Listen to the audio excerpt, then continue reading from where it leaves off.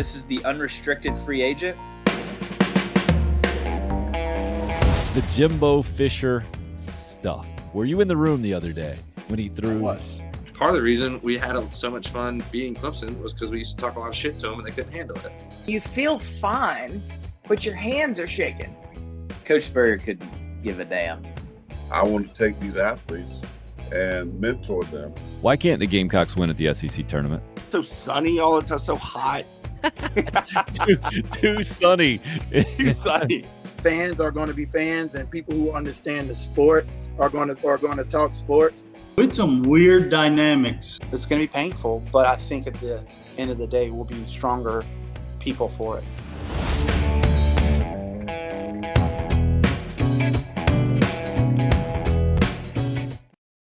Let's get it going on a Friday. Welcome in, Tim Hill, unrestricted free agent. There you see all the info there. Pop that up to start. We got the new Apple and Google podcast logos available for you. And looking forward to a fun Friday for sure. How you feeling? Everybody at North Greenville feeling very good, I think. On the cusp of a national championship. Last night, it was our guy who's been on the show many times already. I'm going to say our guy. I know he's Trey Dyson's guy specifically, but Pat Montieth with a grand slam for North Greenville to really get things going in the Division II College World Series last night, where North Greenville was in the driver's seat, the winner's bracket. They were taking on the team they'd already beaten in Westchester. Early grand slam propels them to, I think it was an 8-0 lead. 8-5 was the final score. And North Greenville now playing for a College World Series championship tonight at 7 o'clock. They don't know who they're playing exactly. The number 2 seed on the other side of the bracket, Point Loma, was in the winner's bracket, and they got upset last night. They got beat by Rollins College out of Orlando. So those two teams will play again today at noon. The winner of that one plays at 7 o'clock tonight against North Greenville, and North Greenville they basically get a mulligan. Whoever wins today at noon will have to beat North Greenville twice to keep the Crusaders from being the national champs as the number 1 seed going in, and have not lost now in the postseason, or I should say since game number 1, I think, of the postseason, have been on a bit of a run for sure, and it's been a tremendous season. Get a chance to cap it off with a national championship tonight.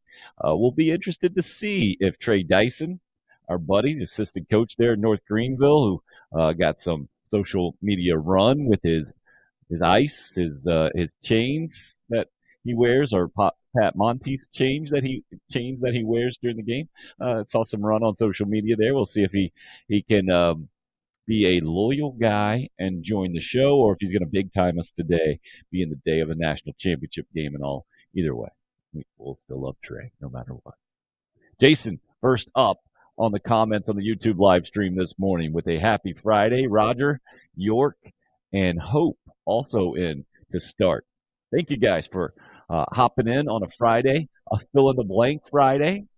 We call it on the program here. If you're new to the show, however you're joining us, much appreciated, right? Live stream 10 a.m. to noon every day on YouTube, Twitter, or Facebook. The live audio on Podbean, and then the podcast version of the show automatically archives on the video platforms, and then it's sent out to all over the place, the Apple, the Google, the Spotify, like I mentioned before. You can even, if you want to be a super fan, you can go to Alexa and say, Alexa, play podcasts, Tim Hill, unrestricted free agent, and that works. That boggles my mind. Fill in the blank Friday, the Super Regionals, which start today in the Division I NCAA tournament, starting at noon, by the way. Super Regionals and College World Series without my team are blank. Justin hit me up on Twitter a little bit earlier and start us off with less stressful. Okay, I can see that for sure. Certainly less stressful.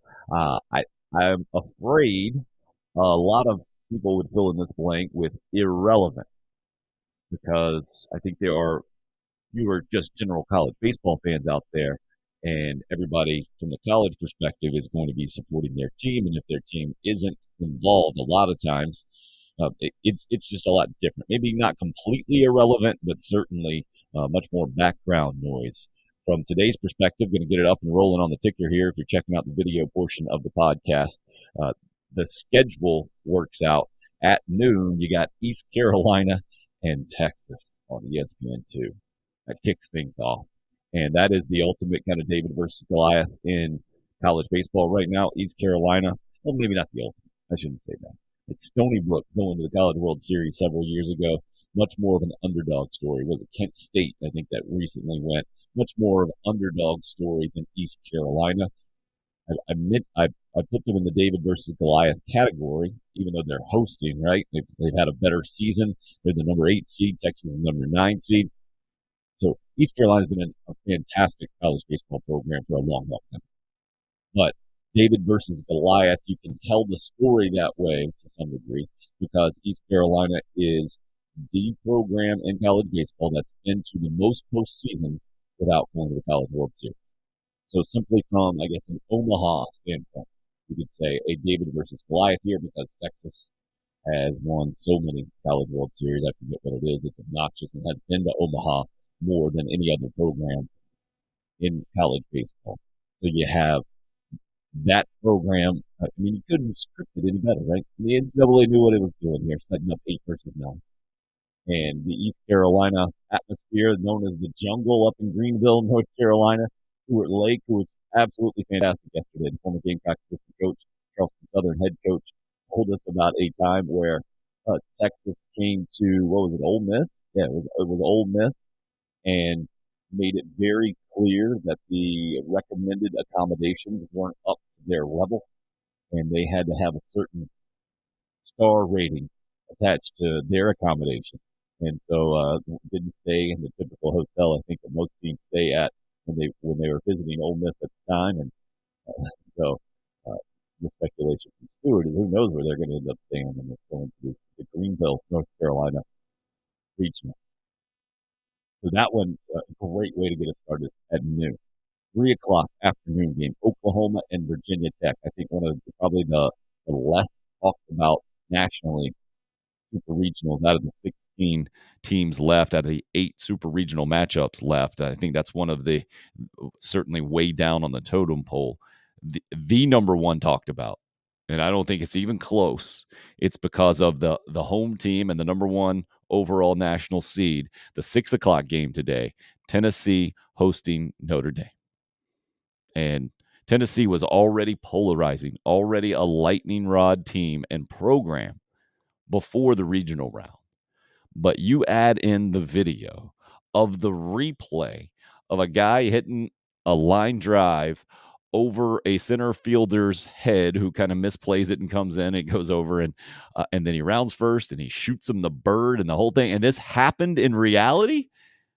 And I think many more people paying attention to Tennessee baseball going into the super regional round than even we're doing it going into the regional round. Again, that one starts at 6 tonight on ESPN2. Notre Dame coming in. They rolled through the Georgia Southern regional and had earned, I think, according to most people who follow college baseball nationally, earned the right to host going into the regional round, didn't get that opportunity, and now take that chip on the shoulder to match the chip on the shoulder that Tennessee has in a different way. Then Louisville, Texas A&M will be the late game tonight, 8:30 start out at College Station, that one on ESPNU. So that sets up the day.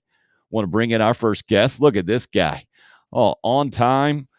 Bright and early this morning, Scott Eisberg joining us down from Charleston, from we call it the family room, the living room. What do you guys call it there, Scotty? I don't know. Yeah, we got the living room, the stairs.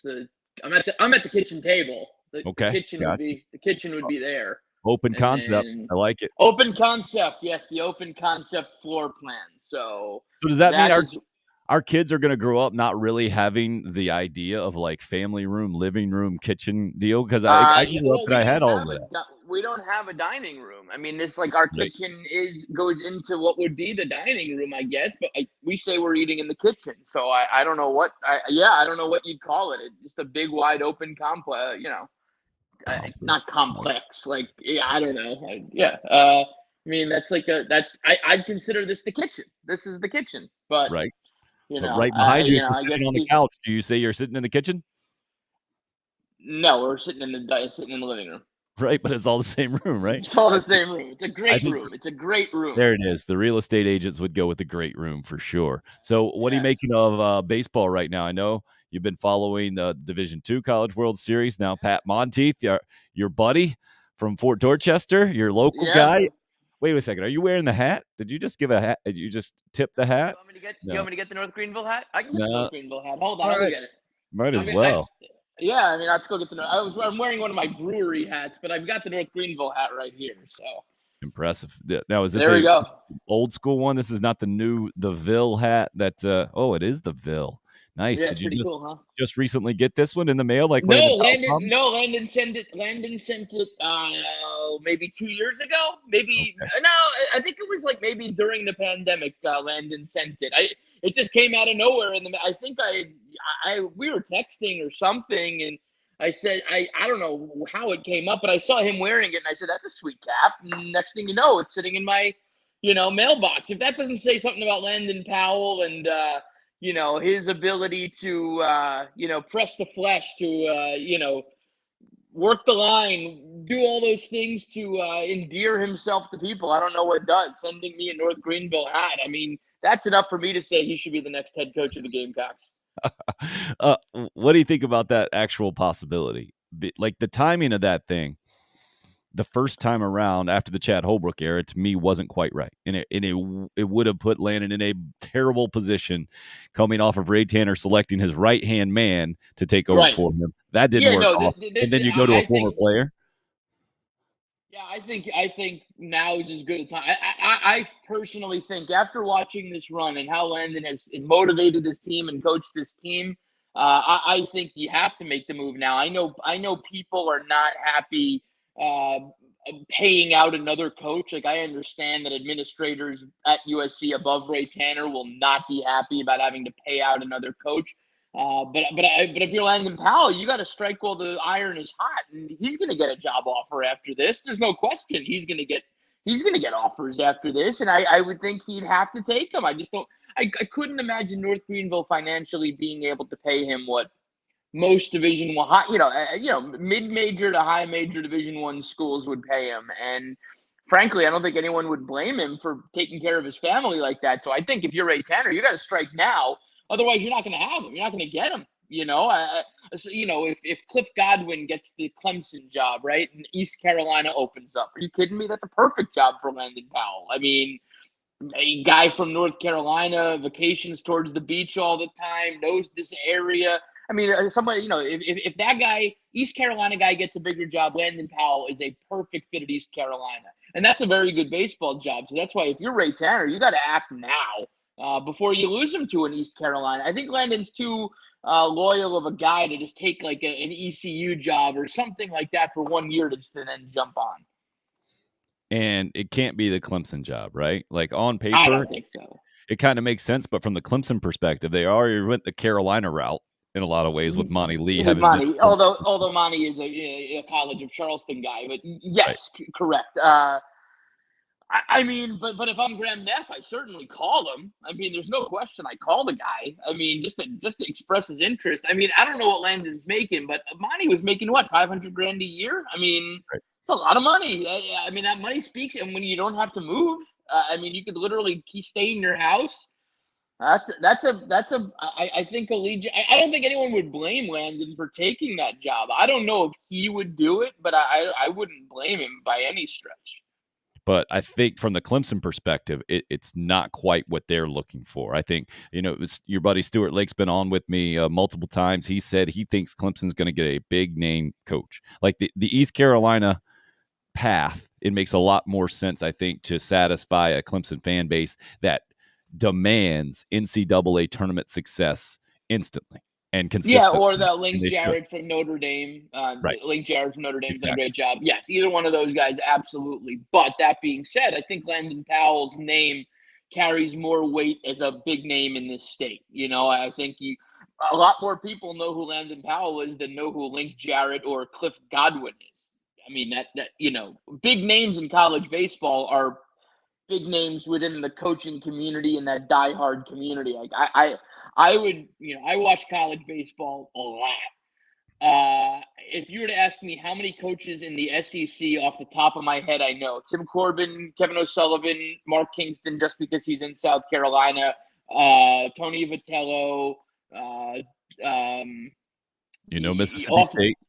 Yeah, Chris Lemonis. Yeah, I mean, I'm just thinking off the top of my head, but I'm Mississippi Bianco. Mike Bianco is Mississippi. Yep. So maybe half the SEC I know just off the top of my head like that. That being said, I watch a ton of college baseball. I don't think there's just that many big names in college baseball. Landon Powell, I think, would be a big name for Clemson to walk in today.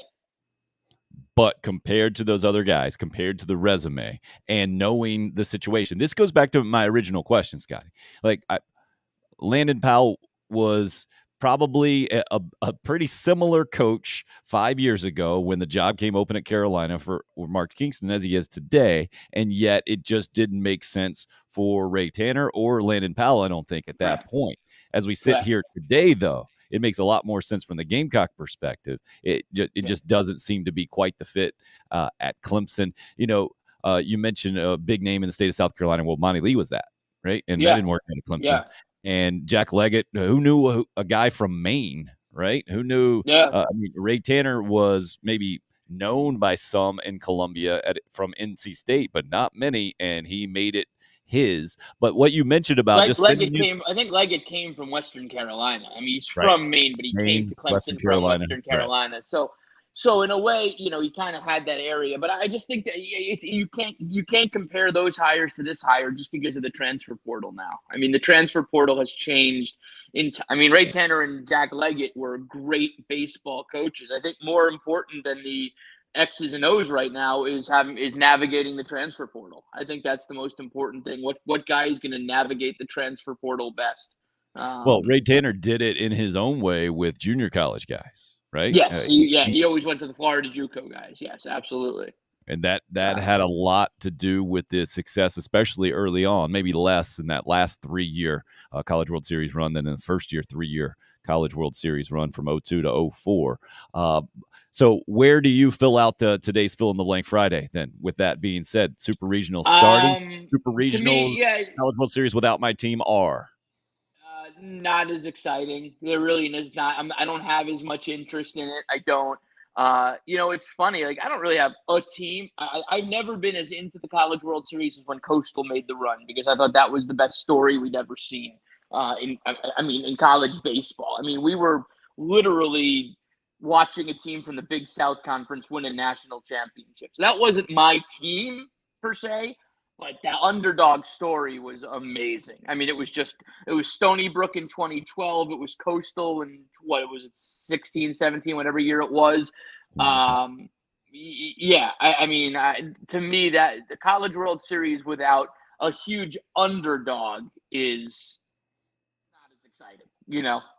When you got a lot of blue bloods playing, it is what it is, and then you're probably going to get the best team. But there was something special about seeing a team from the Big South win a national championship.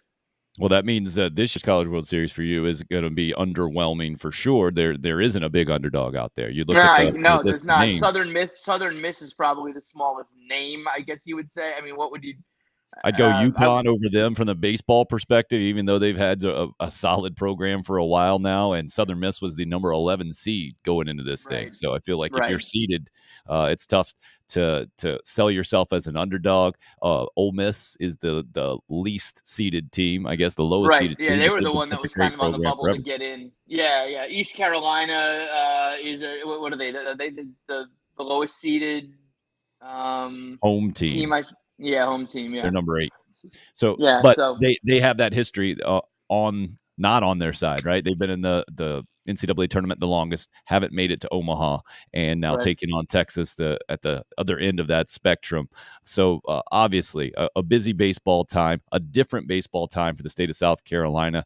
Nice to see North Greenville getting as much run as it is, and I think some of that is because of the void of the Gamecocks and Clemson and the whole deal. Without a doubt. I mean, look, if Carolina and Clemson are playing right now, there's no chance that upstate TV stations are all in Cary, North Carolina for North Greenville. No chance whatsoever. If Carolina or Clemson's in a super regional this weekend, the amount of run that North Greenville is getting by those other teams being out is exponentially higher, and that's gonna help their program. I mean, heck, they got a commitment yesterday from Jalen Vasquez, the kid from Fort Dorchester, another kid from Fort who went to USC.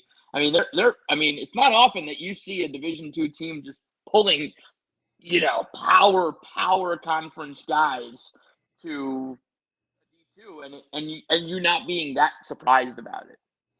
Yeah, it's where that program is, and it's where it has been now for the last several years, but doing it in the College World Series for the first time, for sure. So what about this new golf deal, Scotty? Did you watch any at all? I turned it on for the first time this morning. As soon as I turned it on, Dustin Johnson's face was on there, and the horn sounded to start play, and the British announcer said, and there's the hooter. I was like, oh, well, this is different. That's what he called the horn.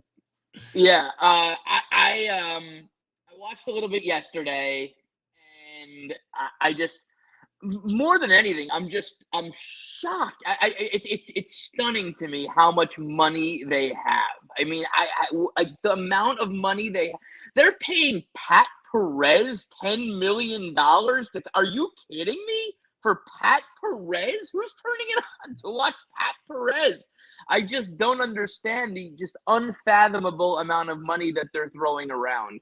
Besides that, I mean, I think the product will be fine. I think the product will be fine. I mean, you've got good golfers out there, but I think all it's going to end up doing, people are not going to leave. Fans are not going to leave watching the PGA Tour to watch this LIV. It's just not going to happen. The PGA Tour has the name recognition. People know the courses, where they're going to be, and I just think it's going to form new stars. Like, I don't find Dustin Johnson to be that likable of a guy that people are going to switch what tour they're watching to watch Dustin Johnson. Yes, he's a great golfer, but he's not that likable of a guy. I don't see that many diehard DJ fans out there. I just don't. Kevin Na, Graham McDowell. I mean, these are not guys that are moving the needle for the PGA Tour. Like, I just feel like, okay, so now you're going to have a new crop of Scotty Scheffler and Justin Thomas and these type of guys who are just going to start dominating on tour, and they're going to become the superstars. Like, I think golf, there's such a thin margin of difference between the best and slightly under the best. If I'm watching on TV Dustin Johnson play compared to, Justin Thomas, not that big of a difference. No difference to me. So I think people are just going to, go to the PGA Tour and maybe, just find new great players on the PGA Tour. Just find new stars will be made on the PGA Tour. You left out Phil Mickelson in your list. And Phil is because he was but Phil's not going to be for that much. Look at him now. He looks awful. Phil was look, I was here. I was standing on the 18th green when Phil putted in and won the PGA Championship, one of the great golf moments of all time last year. It was last year. One of the great moments of all time in golf. I mean, a guy, the oldest major champion of all time, incredible. But you know what? Like, that moment happened, and that moment theoretically still could happen at majors. We haven't seen that not happen yet. But on a week-to-week thing, I don't think Phil Mickelson was pushing the needle of just like why everyone was tuning in. That week, it was great.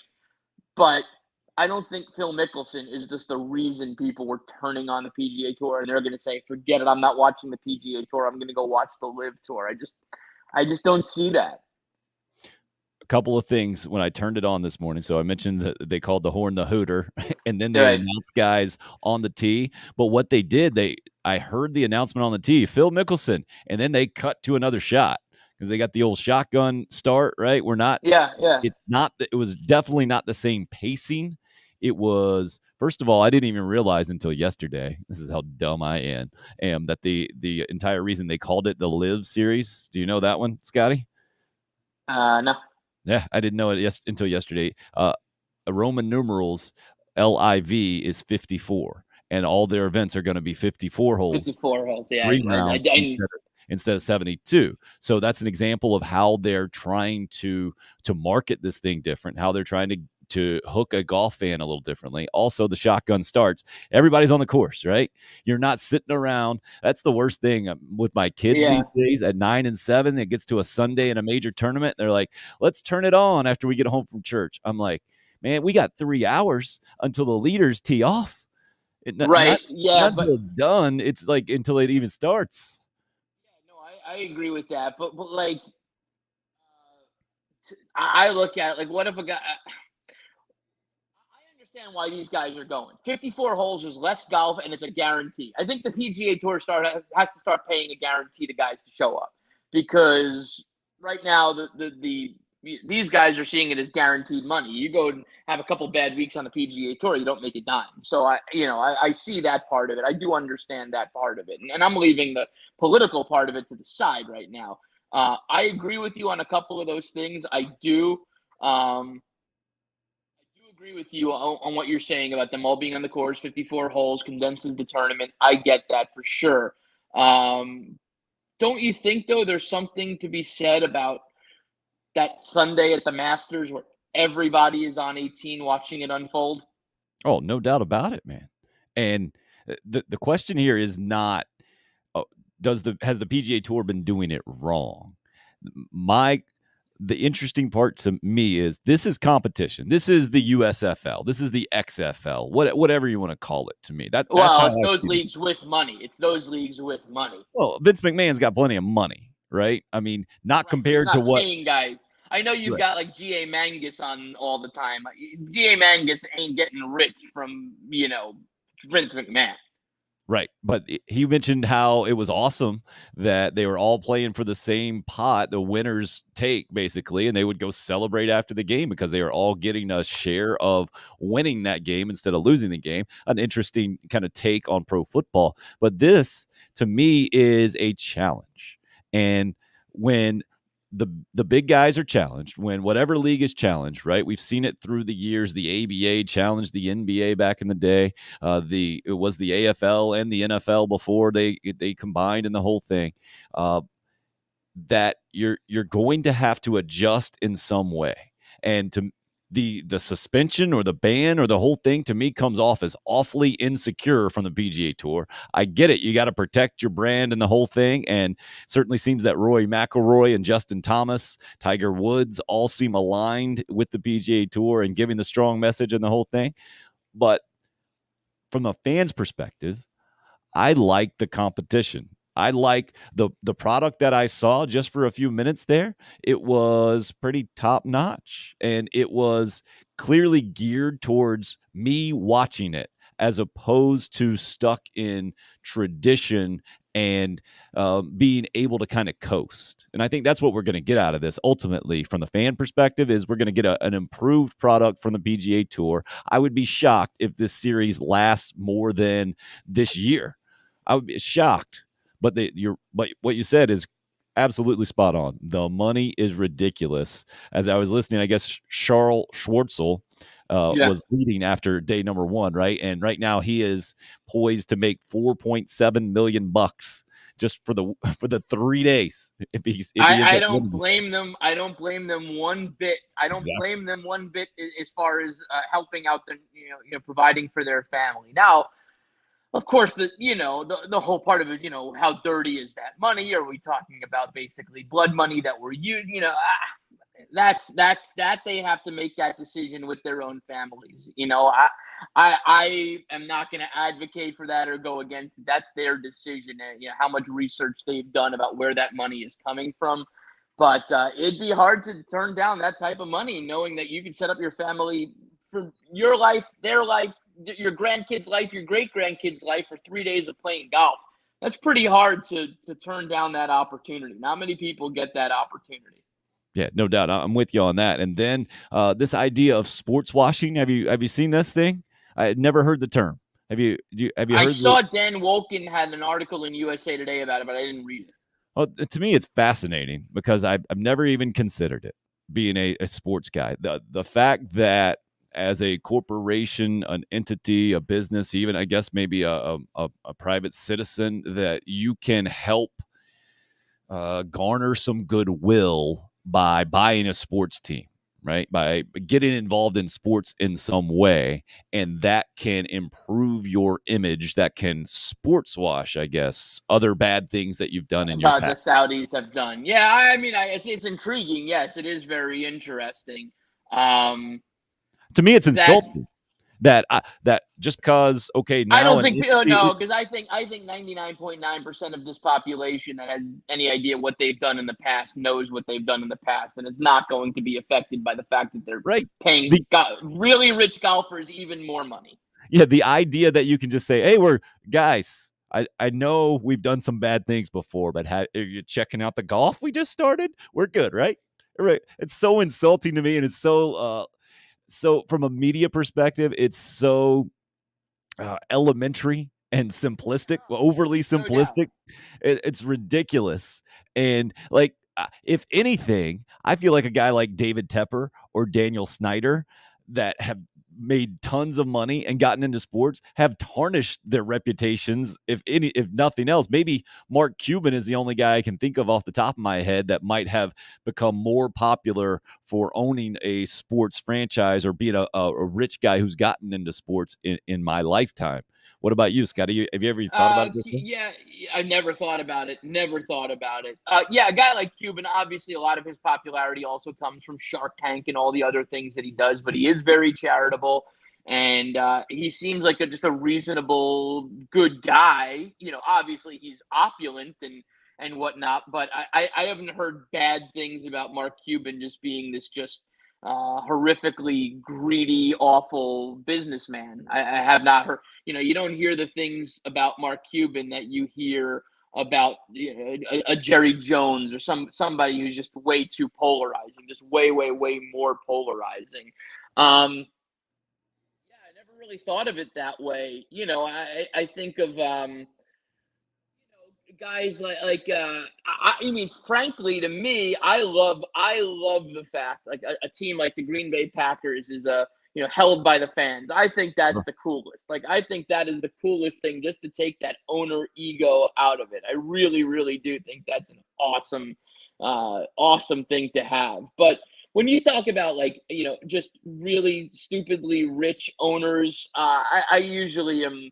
I understand what they're doing, and I understand this has got to be a treasure for them, and they can show it off. But you know what a good example is now that I think about it.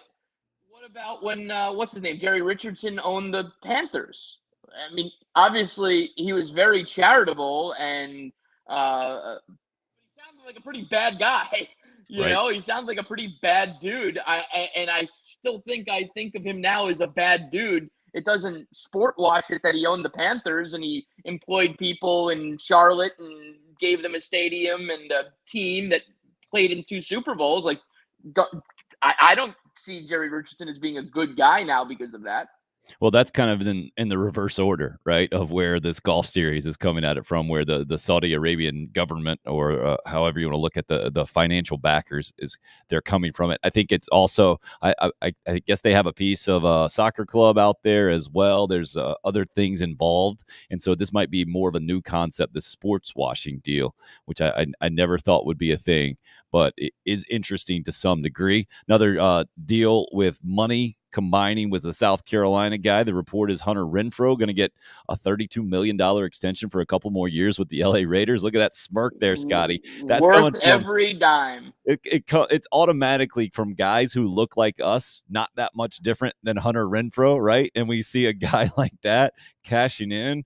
It's near, even though we went to the University of South Carolina, it's impossible not to respect it at least, but really pull for it because it absolutely incredible on so many levels. Just a good dude. I mean, everyone that I know in Myrtle Beach that covered Hunter Renfrow absolutely loves Hunter Renfrow. It's not an act. It's not a sham. It's not a fake or a facade. Hunter Renfrow is a good dude, and Hunter Renfrow is a great football player. I mean, I would say pound for pound, when you look at him, he could be the most talented guy in the NFL. He's not going to be the best player in the NFL, but just pound for pound, with what he looks like, and like So he's doing the most with the talent that he has, right? He's not yes, the exactly. most talented. Get out of Yeah. here. Exactly. Doing the most with the talent that he has. I mean, perfection in route running. Never misses a ball. I mean, balls do not fall off his hands and onto the ground. Catches everything. Great route running. Gets himself open. Reliable. Obviously, pressure doesn't get to him. He won the national championship with a cat. I mean, just everything that Hunter Renfrow does, he seems to do it correctly. And that's both football and life. And that's why I love to see a guy like that rewarded for it. I think that's fantastic to see a guy like that rewarded.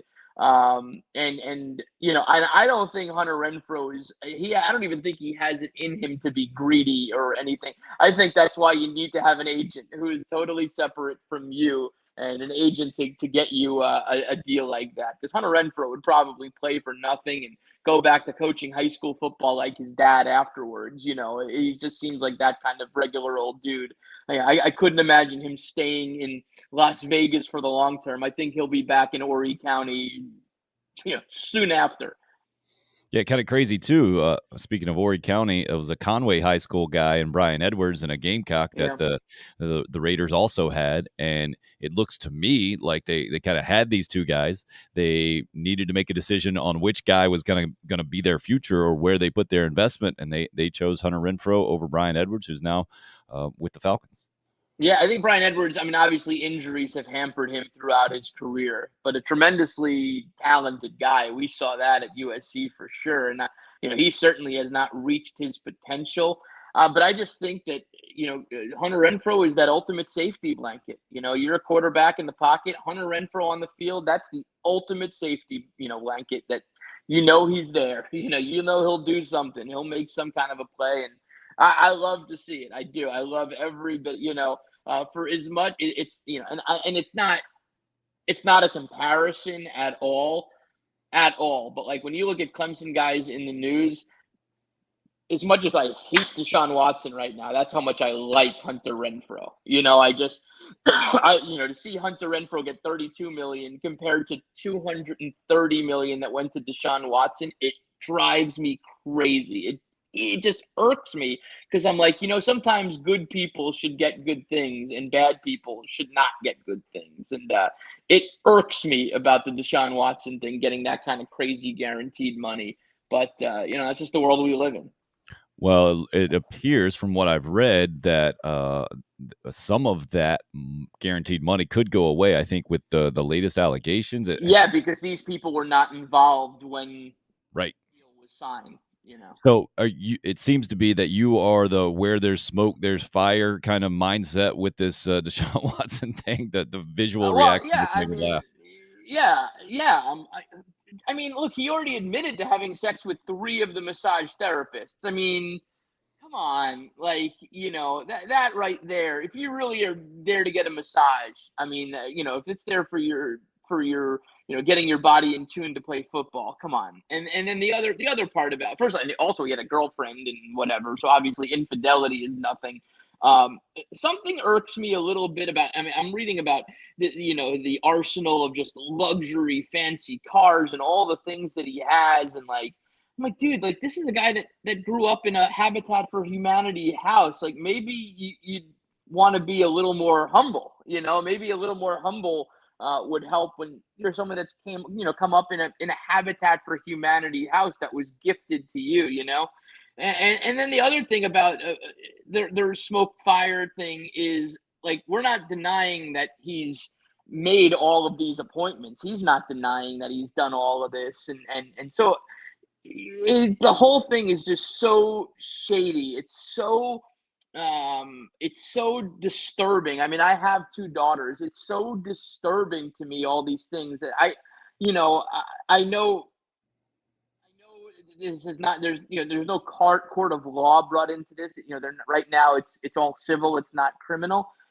But the fact that this all has happened, right? I mean, this has happened and he has not shown remorse. I mean, anytime he's spoken, there's been no remorse at all. I mean, I'm inclined to be a little more forgiving if he showed some remorse, but he has just done no remorse, and I think that's just a huge insult to all of these massage therapists. 66 is the number over 17 months that recently came out, and RL pops it up on the YouTube live stream about, I guess, a separate massage therapist. Where is the Houston Texans' accountability in all of this? Because that's if they provided the non-disclosure Right. agreement provided by the Texans, to me, they are guilty. They are guilty. They provided him the hotel club, whatever, the Houstonian, where he brought a lot of them. If they provided him that, and they gave him a non-disclosure agreement, you've gone too far. That to me changed the entire scope of this, because we all know, man, if you have a bunch of money and there is a chance in this country to sue someone and get some money out of it, that happens all the time. And these big time guys get put in compromising positions and get taken advantage of.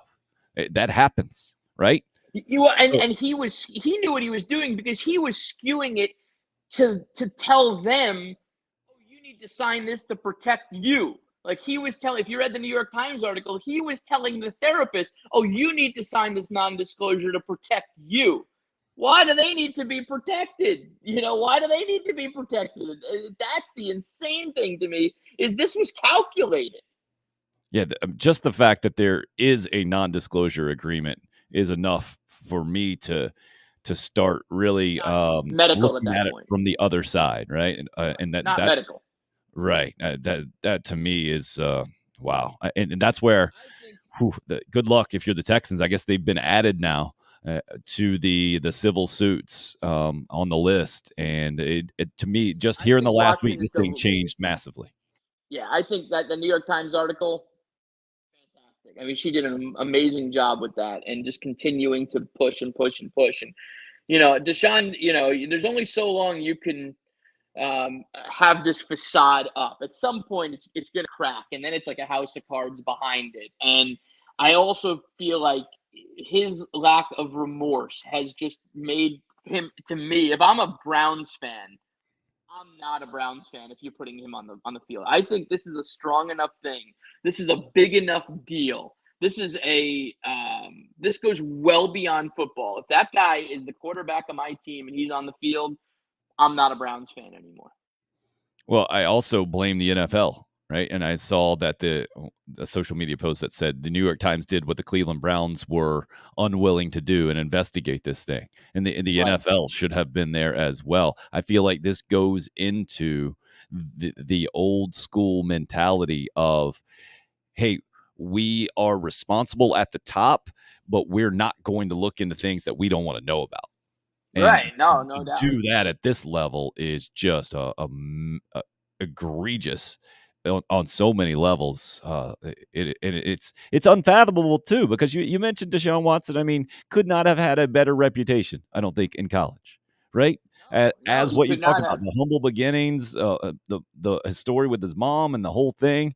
And now for it to be this, and to have gone on as long as it's gone on, and to have more information just come out that is so damning, in my opinion. It's I think he's I think he's a guy with a serious problem. I mean, I think he's seriously, there's some sort of, this is not just a guy that has a lot of money that's trying to have some fun. I think there's a serious psychological problem there, without question, that he would need help for. And I'm not saying, oh, go get help to help your public image. I'm saying you probably need serious help. But I'll never, root for Deshaun Watson. No way I root for Deshaun. I just think there's too much smoke behind this fire. This is not going to all of this together is not going to just be like, oh yeah, he was wrongfully accused. Not this many people with corroborating stories and NDAs from the team and all the things that have gone along with it, and the admission of relations with 3 of the women right there. Just right there, you can tell that this dude is not on the up and up. Crazy in so many ways. And the ugly part of sports in a lot too, man. We've gotten some deep issues today with sports washing, from the Saudi Arabian-backed new golf series to the Watson situation. The Hunter Renfroe one, a lot better. You got any other good sports stories to highlight for us to get us on a happier vibe here on a Friday? We can always go over-under wins for the Gamecocks in 2022 if you want to move that. Whatever you'd like to talk about is fine. No, I've had a bunch of good, nice stories this week. It's funny. Going back to the golf for a quick second, I did a story yesterday. It's online, but I interviewed Kyle Peters. I know him really well. A local guy from here, went to James Island High School, lives on James Island. He's a PGA Tour caddy. And he caddied for years for Corey Connors. They won on the tour, and then they kind of went their separate ways. And now he's with Mark Hubbard. So he's a guy who makes the cut pretty often, but he's not a guy that's typically competing for wins on the PGA Tour. But getting Kyle Peters' perspective was really interesting yesterday. He's just like, man, like this is just going to open up more doors. It's, that's 5 to 10 guys who are not playing. So that's 5 to 10 more who are playing on our tour. That's 5 to 10 more who are on the Canadian tour. That's 5 to 10 more who are on the Latin tour. Whatever it may be, somebody is going to win on the PGA Tour that normally would not have won on the PGA Tour and change their life forever. It will change their life. It will also change their caddy's life, their everything like that. All of these things added up. He said it's just he doesn't worry about the top end guys. He worries about the guys who are playing every week to make that living, and him caddying to make that living every week. And he said, look, taking those guys out of the FedEx Cup points, well, all right, that's more opportunity for us. There's money involved here, and it's not opulent Phil Mickelson, Dustin Johnson money. It's money that's going to get you a house and all that sort of thing.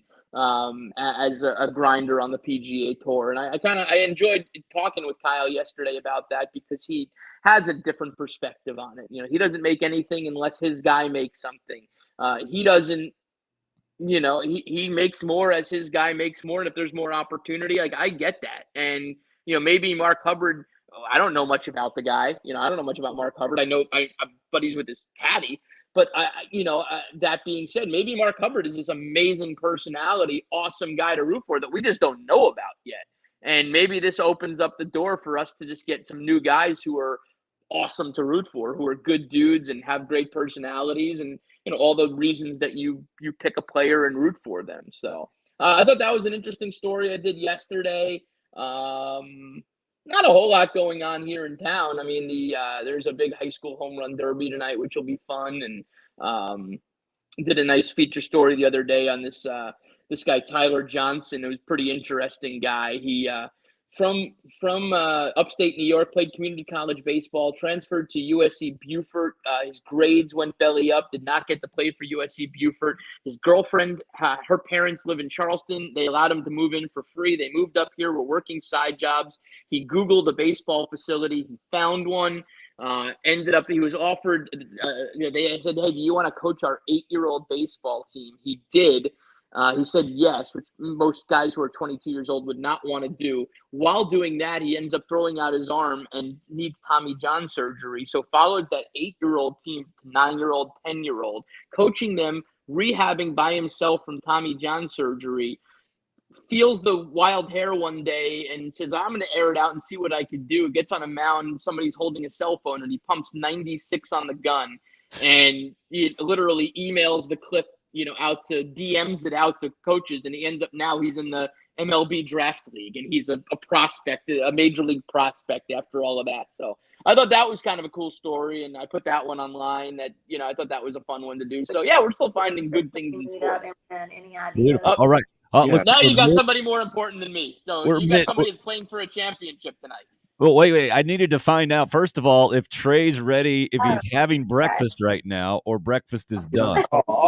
Okay, it sounds like you got handlers. Is that the team's massage therapist we're talking about? All right, man. There's the Grand Slam man. Pat Montieth, ladies and gentlemen. Well done, Pat. I've become Twitter buddies with your mom, Pat. She's all over Twitter. She loves retweeting your highlights. Yeah, that's funny, because when we did the press conference last night, one of the what's his name? Is it Josh Rudd? Yeah, Josh Rudd. He gave me his phone, and it was my mom sending him a Twitter message. DM me on Twitter and on Facebook, I think. Yeah, he tweeted the home run, and then my mom Twitter messaged him. So my mom's very good at finding people who know what they're talking about and are around. So shout out moms. Does your mom know about this podcast with Tim Hill? Because let's find out. I think he's been hiding it. She knows about it. Hiding it. Yeah, she knows. Oh yeah. About it. She texted me a clip from it of me talking to you, asking to put it on the air here in Charleston, which I did. It's Louise, right? Your mom? That is. Oh yeah, we're buddies. We're good. We're all good here. Nice work. All right, now Pat's going big time and going. Is this third person digitally now? When you take a picture, look at this shirt that Pat's got on. This is like you gotta move over a little bit towards us. There it is. Nice work. That was before you were born, wasn't it, Pat? It is. He's got good taste. Man, well done. That's also shout out Bryce Roddey. He's over here. Good coaching there. That Trey Dyson is hogging the camera here, but now he's sharing it with the guys. Boy, Bryce. Welcome in, Bryce. Welcome in. So you guys playing for a national championship tonight. How does that sound? It sounds awesome. Yeah, me and Pat were just talking about how it hasn't really like set in yet that we're playing for a national championship. Like it's just kind of surreal. It's weird. And that can be a good thing, I would imagine. Yeah, like playing Scrabble in a ballroom, like getting ready for a national championship game tonight. Yeah, I mean, we're probably just gonna play some PGA golf and shoot a few Nerf bullets. We have a tradition that some of the guys do that we can't really talk about what we do. How dare but you. Like Pat is kind of the leader of a bunch of different things, and he's been so good. I mean, the biggest stage, he's just dominating the postseason, and that's what you want your great players to be, is good players during the season, but just great players in the postseason. He's been that. In one post game, it was after you won the second game, right? That was a Tuesday night, I think, and I think you did the media on the field interview with Pat, and I think it was John Michael and Pat. You went outside the box. You said, "No, on the next game, we're definitely going to lose." Coming in the whole thing. Yes, and he was wrong. Well, I was wrong, but here's I'm a believer, and you can't go great day. And we had a great game against Angelo State. Now, the thing that helped us is the Grand Slam. Yeah, but Westchester also had a great game against Angelo State. And so they had to go back-to-back days. And so neither team was going to play a great game. We just played the better bad game. Understood. That is top-notch sports analysis right there, Scotty. You've never gotten that one. You guys notice that Scott's wearing his The Ville hat as well. He's all in on this thing. I'm in. Thank you for finally showing off the hair. I was gonna feel completely gypped off here, Pat. If you bad hair day. I was thinking about just pulling down the ski mask. Well, I mean, the thing is, I was wondering is what's the deal with wearing like a ski toque if you're in 95-degree heat in Raleigh? Is it just a style thing? Is it a luck thing, or is it, it's just the intonation factor. It's drip, Wow. It's drip. I'm glad Scott didn't jump right on there and said, "Oh yeah, I know all about drip." Being an old dude like me, that's a good thing. What about you, Bryce? I see you're going inside shades on the hat. That's a strong move. Oh yeah, just kind of a look thing. Same thing as Pat. I mean, honestly, Pat was getting some stares in Starbucks a minute ago. He walked into Starbucks and he had that thing on. And, honestly, the law might have been called. We're not sure. Let's not get the headline. College World Series star cannot play a national championship game after Starbucks. Because he robs the bank. Bryce is a local kid from Greenville and went to Blue Ridge High School. I think he's. Have you been on the show? Bryce, Bryce is a freshman. He's a great left-handed hitter. He's a good little athlete, really good runner, could play at a lot of big schools just like Pat. But Bryce got a walk-off in the super regional game 1 against Columbus State. Strong, Bryce, strong. And I think I was trying to recap you guys' run. Was it you opened NCAA play with a loss and then have gone on to win all the rest, or do I have that messed up? Did you win one, then lose one? Is that how it ended up going? Yeah, that's how it went. We won one and lost one. We beat Pembroke, lost to Lenore Ryan, beat Lenore Ryan twice, and we lost to we beat Columbus State, then lost. Okay, gotcha. So it's been a bit of a back and forth thing here in the postseason for you guys. Tell us about last night, Pat. You want to give us the sports breakdown of the Grand Slam swing, the pitch that you saw, the whole deal? Yeah, so I get walked a lot. And then this tournament specifically, I had been walked on 4 pitches a bunch. I think all my walks I have 5 4-pitch walks. What I'm hearing right now is that you're not getting protected in the lineup by guys like Bryce and other teammates. Correct. There's a lack of protection. But here's the good thing. And Trey said it. I don't need protection. He does now. But no, and so they did a mount because he walked the guy before me to load the bases, and then the coach went and did a mound visit. I was talking to Josh Center, who's the guy that's behind me. And I was like, "You think he's just gonna groove a fastball, like try and pitch to me?" And he was like, "I don't know. He probably doesn't want to just groove one in there. Probably wants to throw a changeup or something, try and get a swing and miss." And I was like, "I don't know, man. I think I'm just gonna sit on the heater." And he threw me a pretty middle heater, and I didn't miss it.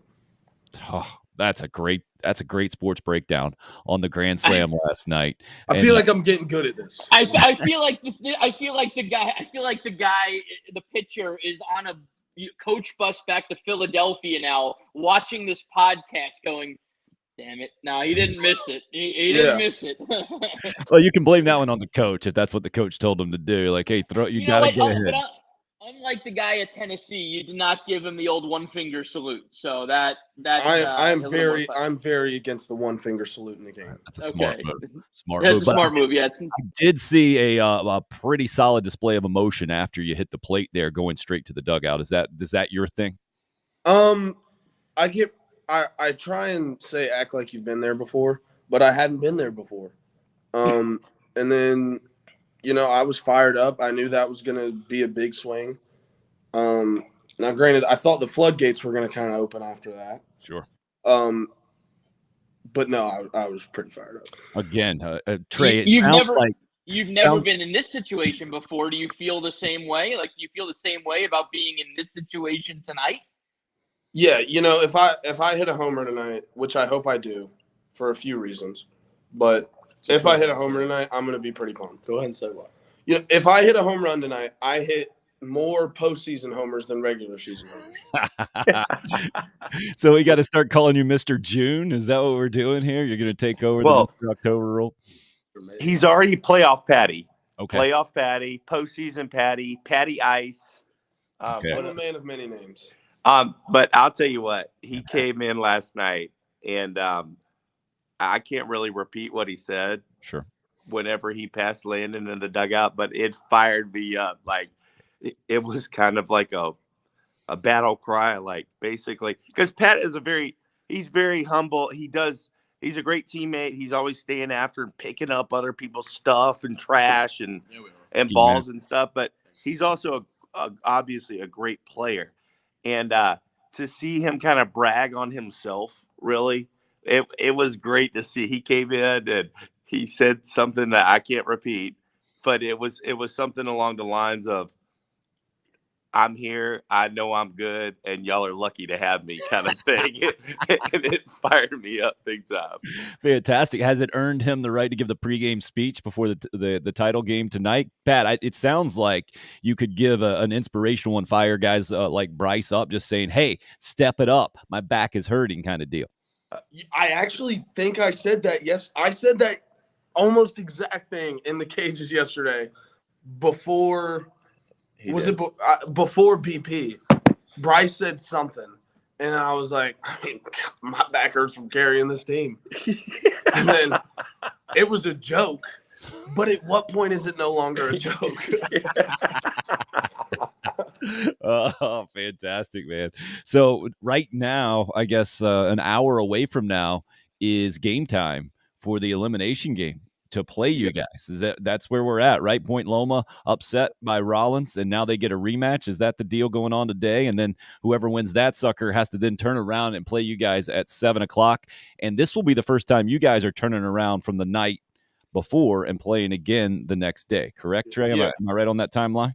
That is correct, and I don't think it's fair. I think we should stick with the schedule that the NCAA put out, and we should play tomorrow. But that's fine. Well, you know what? That's some D2 stuff you guys are getting jobbed on right here. They don't do that out in Omaha, by the way. They're trying to wrap this thing up and which that is where we should play. Yep. Yeah. Me and Bryce had a long talk on the way to Starbucks about all that.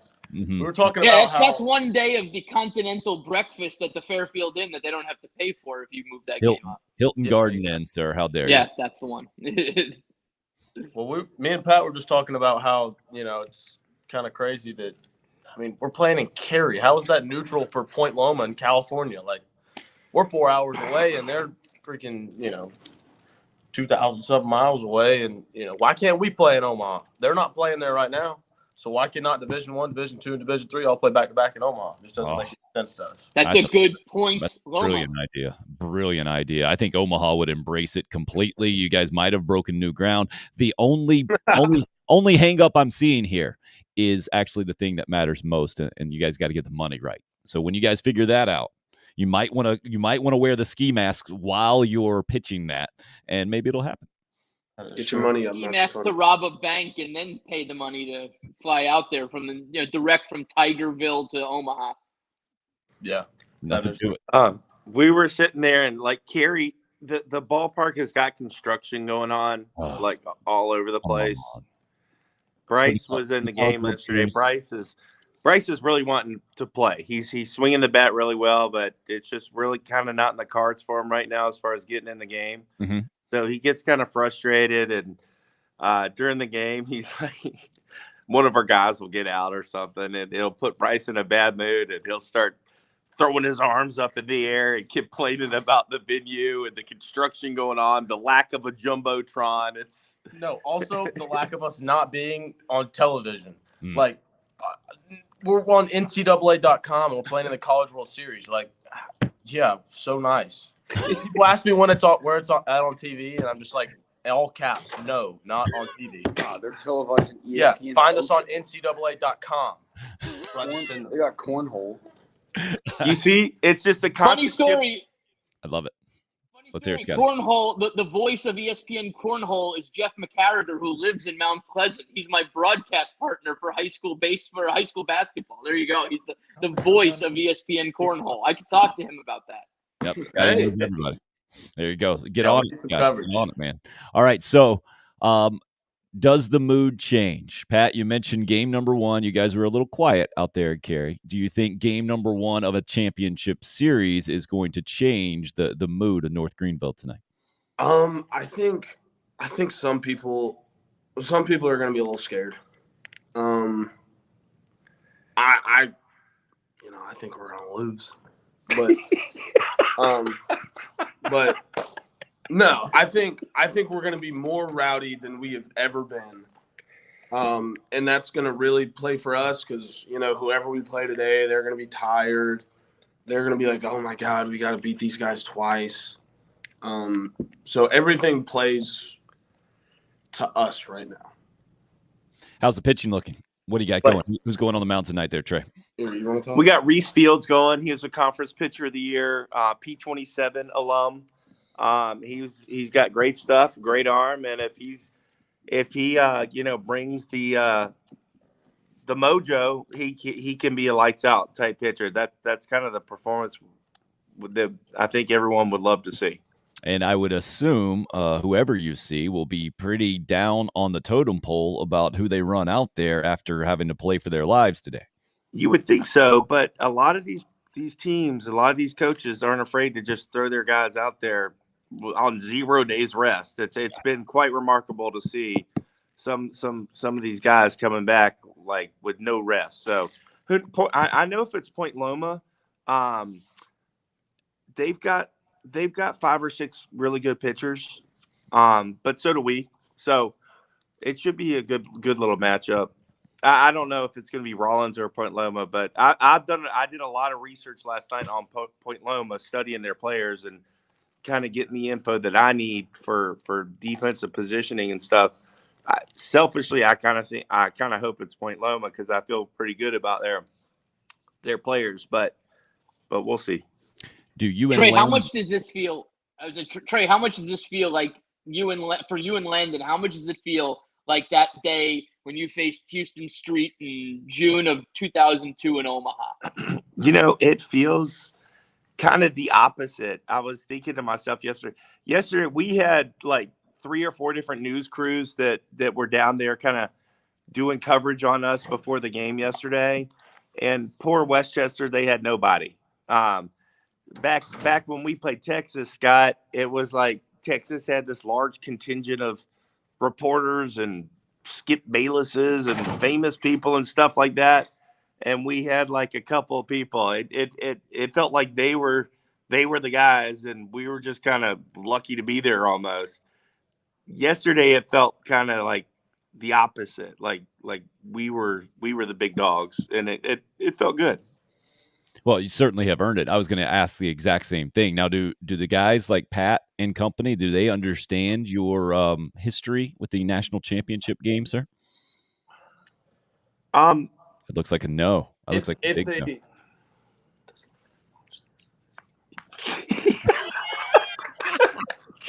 Just talk. Did you guys hear that? Wait a second. I heard that whisper, I think. That was, is Landon going to watch this? Well, if they lost, I haven't heard the story. Okay. I think that's very fair. And that makes sense. They lost. They did. Thanks, Scott. Yeah, we lost to Texas. Yeah, y'all lost to Texas. It was a 1-game national championship. Yeah, no excuses. I mean, how many homers did you hit, Trey? I didn't hit any homers that game. Yeah, but I did get a couple of hits. Okay. Is that verified? What was the line that day? I'm sure you remember it. I think I got 1 or 2 hits. We lost 11-6, I think. But we choked. We choked. I didn't choke. But as Trey Dyson says, a hit is not good enough. You need doubles and homers. So obviously you didn't have. I hit a double. I hit at least a double. Did you hit a homer? I don't think I hit a homer. You didn't play to your standards. I hit at least a double. I love that. That's good for me. That's true. All right. Yeah. Yeah, these kids, they'll be rolling balls through the 3-4 hole or the 5-6 hole a single, and people like Bryce will be happy about it. And I'm like, no, that's a ground ball single. That's not something to celebrate. We want to celebrate doubles and home runs. I love the high standards. Scotty, it looked like you wanted to hop in there for a second. I was saying, that was a double, Trey, but that was with the old bats in a very, very hitter-friendly Rosenblatt Stadium. Mm-hmm. It's very true. You guys didn't live for that era. That's maybe it's poetic justice that now you're coming back with the equipment that you got, Pat, and sending one 438 last night. Was that the tape measure shot? Yeah. And the wind was coming in. I promise you, if the wind's not coming in, that ball goes a lot further. At least 500. I'll fill that in for you. No doubt about it. No, that ball was hammered. I love it. I'm guessing you're not going to be preparing for a bunch of first pitch fastballs right down the middle in tonight's game. See, that's what they want me to think. He's done a really good job. In the regional, the super regional, John Mike wasn't in the lineup, and it I feel like it changed the way that people pitched Pat. So Pat was hammering lots of off-speed pitches. Recently, he's been hitting more fastballs. He can do both. I mean, he's loading better than he's ever loaded before. He's really stacking his energy properly. Oof. He looks like a monster in the box, and it's fun to watch. Oh, that is some high-level analysis there by a guy who wore how many chains last night, Trey? I had 3. Pat gave me his what are we going to call that? The ski mask thing and Shiesty. And then Chewy Taubensee. Chewy Taubensee he's got a Jesus on Earth. He's got a Jesus chain on Earth, and then he's got the resurrected Jesus. Double, huh? Yeah. Double he's power? got it in his glorified state, Wow. It's a beautiful thing. So I had 3 chains, and one of the news crews actually came down and did a story on it. Pat's got like 17 different chains, and he got all kinds of kids' chains. Jack's Cash that's honestly one of my favorite chains. It's a good chain. Where's the bronzing situation, Pat? No worse than it was the day before. Okay, that's good to hear. Good to hear. And were there any exchanges? Did any exchanges go down at the mall kiosk recently? Selection. Yeah, no, they restocked the shelves, and when we went, it was the same guy working as when me and Trey went. And so I was like, "Hey, I brought a group of guys." And so we picked out whatever chains we wanted, and there was like I think we ended up getting 10 between the however many guys. And I was like, "Listen, you're gonna have to cut me a deal." And he was like, "Well, we have the Christmas deal. It's like 2 for $40, whatever, but and so I think we got 3 for free." Okay, strong negotiating skills there. Well done. That's what's happening with the athletes these days, Scotty. With the NIL opportunities, they can take NIL with Claire's. Yeah, NIL with Claire's is a big thing. Absolutely. All right, so you guys' routine right now. We have real coaches being trusted to go scout the noon game. Is that what's going on, Trey? And you're in charge of the Nerf wars back at the hotel? I'd be in charge of the scouting stuff. I think Landon's going to be watching the game. I don't think we're going to go to the game. We're just going to watch it on, like Bryce said earlier, NCAA.com and hope it doesn't buffer, too much while we're watching it. If I was making the decision. Okay, interesting. Yes, Scotty? They don't allow you to scrub back. Like, I missed the beginning of Pat's home run last night, and they don't let you scrub back. So I had to wait till after the game to rewind to get the replay of the home run. Ridiculous. Yeah, and you said you saw the little interview I do with the kids after the game. Yeah, the media. Yeah, that's media. Pretty good. Wouldn't you say? Like, sure, good. Absolutely. Dude, the quality of that compared to the quality of the audio on the press conference that they put up was night and day difference. Thank you. And that's what I'm saying. These kids, they go take them away to do the press conference in an echo. Is that an echo chamber? No, I mean, an echo. It's weird. And then I'm like, they're like, "Hey, I need so and so and so and so for the press," and I'm like, "No, I need them. Like, I want them to actually be heard." So I'm not a TV expert by any. I mean, I've worked in Market 92 for 16 years now. But I do know this. Typically at a press conference, you need a microphone, and they don't have a microphone. So that typically is what hinders a press conference. Let's just keep complaining. I mean, also, where does the press conference go? It goes down the memory hole. Like, my mom wants to watch the press conference. It's like I found it. I get on the Mount Olive Athletics website. You've got to go to Mount Olive Athletics, and then That's where the press conference is. I think they're producing it, so you have to go to Mount Olive's website and then click on video, and that's where the press conferences are. Don't ask me.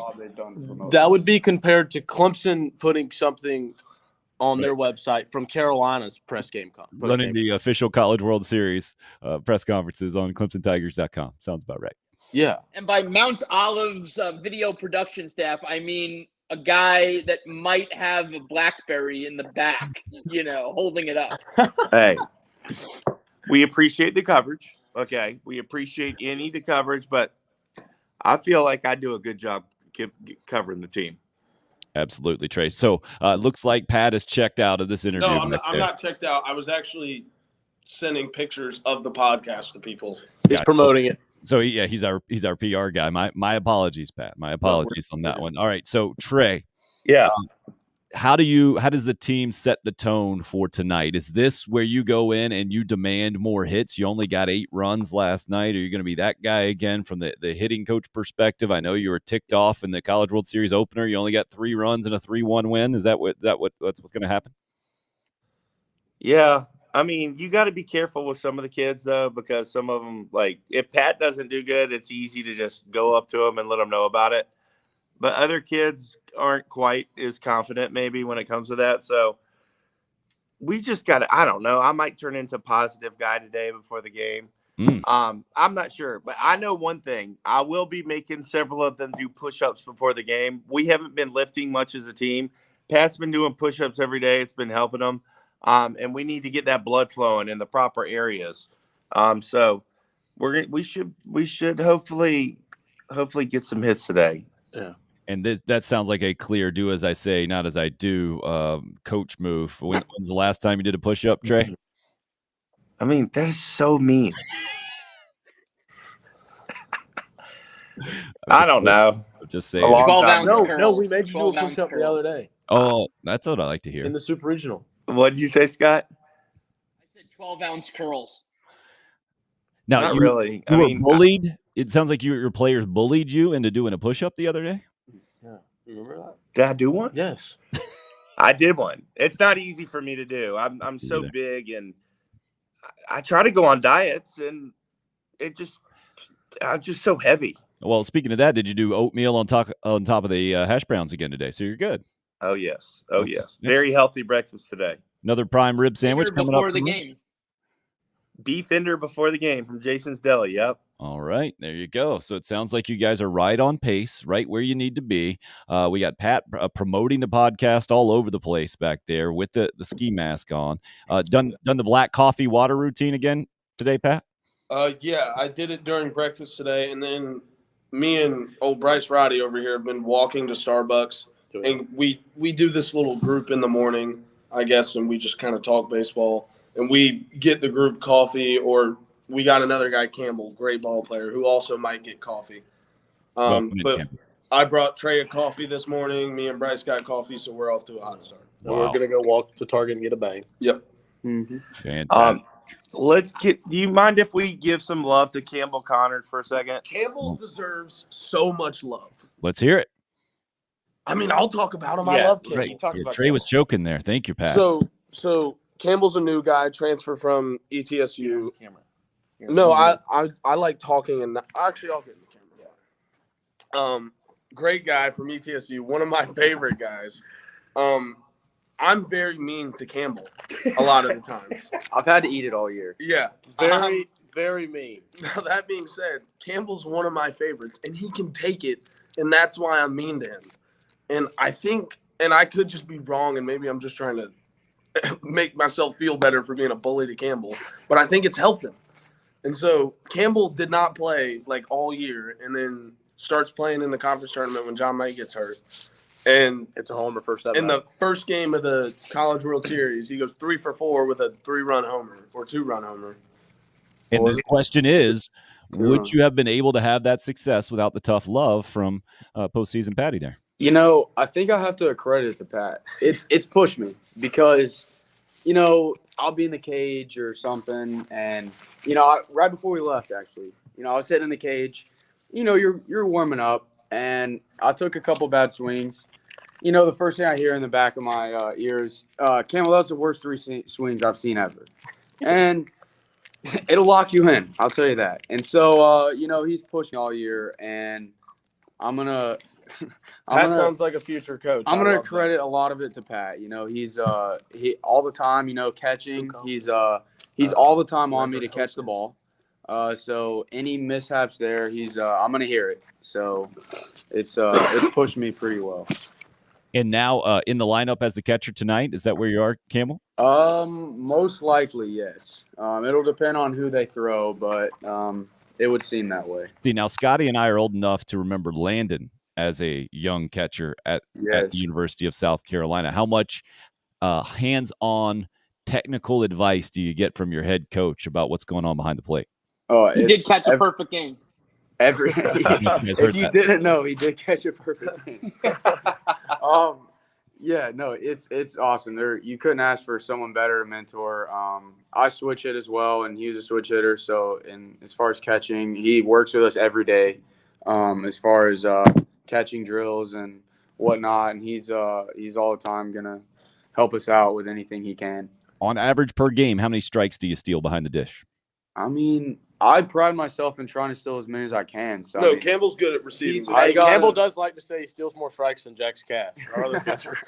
I would say we're getting at least 10, maybe. Ooh, more than that. One per inning or so. 10's a lot. I say 10. He's still working on his off the field feel, guys. 10 would be like like you'd be going to the Hall of Fame. No, I think Yeah, I was 10. thinking 5 would be good. I think 5 to 10 is reasonable. Campbell 5 to 10 is a huge margin. it is 100% different. I mean, Campbell. Get Trey back in here. Campbell is a great player. He's a freshman, and he was 3 for 3 in his first College World Series game. Okay, with a bomb. 3 for 4. 3 for 4. But then he gets benched. Getting away. Imagine going 3 for 4 and getting benched in the next game. Okay, that's tough. It's just kind of the way our personnel is shaped out. We got another really good catcher, Jax Cash, who's a super talented kid. Hey. And we were facing a lefty last night. Campbell is a switch hitter, but he's kind of a little bit better from the left side of the plate. But he's got a great attitude, and our whole team really is. I mean, but seriously, imagine going off in the College World Series and then getting benched the next game. That's essentially what happened to Campbell, and he just takes it like a champ, and he'll be ready to go if he's in the lineup tonight. Hey, I need to. You guys just buried the lead there on your analysis. You missed the play-by-play. Pat flashed his cell phone at us and then walked off like the biggest big-time move ever. So we have Pat Montieth over here answering a call during the show. I mean, if that is not the NCAA talking about how they're going to change NCAA.com and the streaming situation for the press conference, Senior. It's just unrestricted. We are very appreciative of it, but I feel like we could do a better job promoting it for sure. I think that would be big for us. Hey, tell them about our ESPN, Campbell. Well, why we're not on ESPN. Tell them about NCAA.com. Yeah, I mean, you guys tune into the NCAA championship tonight on NCAA.com. Like, I mean, these poor kids. I mean, maybe ESPN Plus. I mean, how hard would that be, right? You push the button, you get the stream. It's not that difficult, right, Scotty? You're an expert in TV, Market 92, 16 years. I would think that it would be easier to find on YouTube. Like, I mean, the LIV Golf Tour is on YouTube. I could, I would think YouTube would be a good option. Thank you. Love you too, Senior. It's yeah. Hey guys, can we talk about? Did y'all watch Oklahoma versus Texas softball national championship? Did not see it. Heard about it. Scotty, you're more of a softball guy than me. No, I didn't watch it. I heard. I know Oklahoma won, but I didn't watch it. Was that all the home runs? Is that what you're talking about? I was watching hockey last night. I haven't watched. Oh, nice. It's not that. I don't know why I wanted to bring that up, other than Oklahoma is nasty. I mean, they turned I think they turned like 6 double plays last night between the two teams, like actual like 5-4-3s, 6-4-3s that I've never seen a double play turned in softball before. Those 60 feet bases make it difficult, don't they? Yeah. That's a quick turn, no doubt. They got some girl that like hits a home run every at bat. She's like, was in like 5:30 or something. Jocelyn Allo. Yeah. And then they let her play outfield last night at the end of the game. Then they started giving up home runs, and I think they took her out. All right. So you're saying the College World Series softball on the ESPN. How can you not give the D2 College World Series championship game a little look? That's what I'm hearing there. The hands are up. The chip is on the shoulder squarely. What I'm seeing you do, Trey, is what all great competitors end up with: chips on their shoulders, real or imagined. I like that you've added this chip to the team's shoulders. That's just a brilliant motivational tactic on you and Landon's part. Well done. It's been there the whole time, really. Especially like you'll see some people on Twitter and stuff. You'll hear Landon's name being mentioned for jobs, and there'll be 3 or 4 people. Oh, he's just a D2 coach. Well, I can tell you firsthand, Landon will beat you. He'll beat you. He'll beat your coach. Whatever school you're at, he will beat you.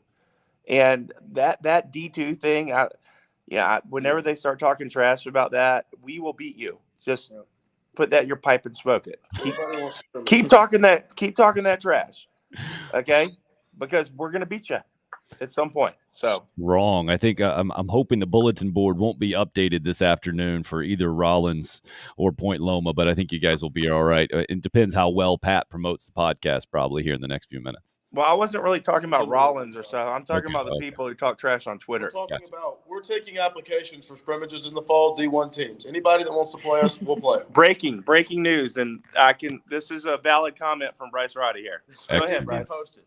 Any D1 team that wants to scrimmage us in the fall, please scrimmage us. I dare you, but they won't because they're scared. I bet you would be. Looking at the D1 rosters in our state. I mean, I would venture to think you'd beat most of them. Yeah, and I mean, honestly, I have a bunch of friends that play on those teams, and they'll admit it. They'll say it. They'll say, "Yeah, I mean, y'all pretty good. Y'all could beat us." We need to watch what we start saying. We need to cut it down a little bit. Well, from the coach that just told everyone we will beat you. From the guy who just said put it in your pipe and smoke it to. Hey, let's edit that out. NCAA. Let's edit that out. No, I was just talking about Landon is just such a good competitor. I have so much faith in Landon, and he wins. Like he wins at everything he does. I've been fortunate to be a part of a lot of winning teams. I mean, every team I've ever been on, a lot of wins. And Landon is a great competitor. And so anytime you see, of course, and as a competitor, you're always looking to get a chip on your shoulder somehow, some way. And so that's all I was really trying to point out. So I like it that you've got that combined with the no TV tonight going in. No matter who you're playing, you're going to be amped up against. And Trey, I consider it your personal job now to make sure that you have them at an all-time fever pitch like postseason Patty said they would be tonight. We will find about 10 to 20 more things to complain about. By the time we get there tonight, they will be fired up and in a very foul mood if I've got anything to do with it. Have you even discussed like the main anger on the team of the mail money issue? Oh my gosh. I've already I brought that one up, the per diem, how it's missing per diem there. Yeah, you got to be careful. That will get everybody going. Right. That one makes sense. That's a main driving factor on this team, I'd say, Pat. Well, that's a smart move. I think per diem, I think we all know would have already disappeared in the mall jewelry kiosk where Pat has been making deals. So it's probably a good day for you guys. Let's go right now. What did your dad say? My dad said he would go. My dad said, huh? Yeah. All right. Are you going to ride with my dad? Yeah. Hey, Scott, why don't you come down here? I would be up there actually for me in Charleston. It would be up, but geography's not my strong just suit.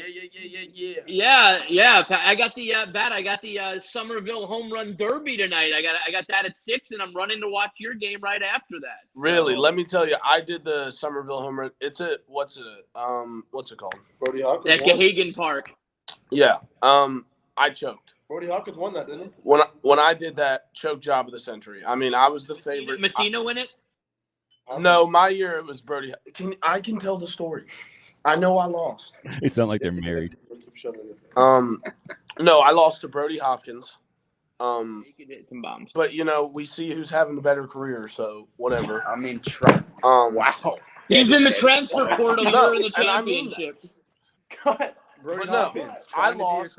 I was the favorite, and then I lost. I mean, the kid had a phenomenal round. Not anymore. He hit 15 in a round or something, and I hit the panic button and didn't hit 16. Again, more motivation going into tonight. Past home run derby failures, past national championship game falling short from the coaching staff, and obviously the main topic of disgruntlement around North Greenville, no TV and no per diem. That's a tough combination, man. Tough combination. No per diem, no peace. But we are Christian, where Christ makes a difference, and we are kind of messing around, joking, getting fired up. But we are very blessed. We got a great group, and hopefully the boys come out and play well tonight. We have a lot to be thankful for. We really do. How about that? Bringing it back in we're going to sing Kumbaya on the way out. Look what Hope says. Pat and the guys need to do their own podcast. Well, how about that? I was just thinking, this has been such a big, or not big. This is a good group. It's a great group. This group talks a lot about a lot of different stuff. And I've always thought about doing a podcast, but what would I talk about? Just anything? No, this is where you got to just say, you know what, Tim, thank you for this platform. The UFAs, unrestricted free agents. Yeah. Sure. We could do our podcast, and we do have a podcast. Right, but this is about Tim, though. No. This is about Pat considering spinning this off into his own thing. That's what I'm hearing. Right, but I would just like to talk about anything. But You're why trying to would steal his light? No, I'm not trying to steal his light. I'm not worth anything. Yeah, you are. You are. Yeah, I am. How dare Physically in myself, I am worth something, but my value on starting my own podcast is worth nothing. That is true. That is true.